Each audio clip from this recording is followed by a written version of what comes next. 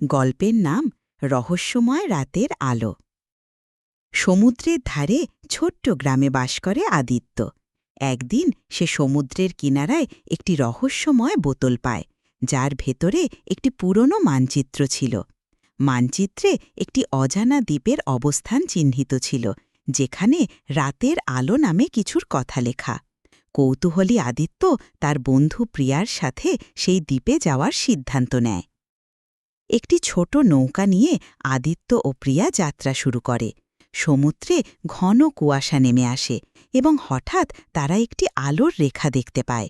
সেই আলো তাদের একটি গুপ্ত দ্বীপের দিকে নিয়ে যায়, যেখানে প্রকাণ্ড একটি প্রাচীন মন্দির রয়েছে। মন্দির দরজায় অদ্ভুত চিহ্ন খোদাই করা। মন্দিরের ভেতরে তারা একটি বড় হল ঘরে প্রবেশ করে, যেখানে মাঝখানে একটি ক্রিস্টাল বল আলো ছড়াচ্ছে।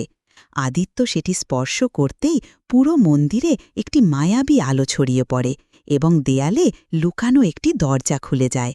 ভেতরে তারা একটি প্রাচীন পাণ্ডুলিপি পায়, যেখানে লেখা, যে আলো খোঁজে সে নিজেই আলো হয়ে যায়।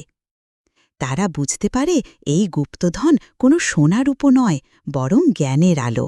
আদিত্য ও প্রিয়া পাণ্ডুলিপিটি সাথে নিয়ে গ্রামে ফিরে আসে এবং গ্রামবাসীদের এই রহস্যের কথা বলে। সবাই মিলে মন্দিরের ইতিহাস নিয়ে গবেষণা শুরু করে।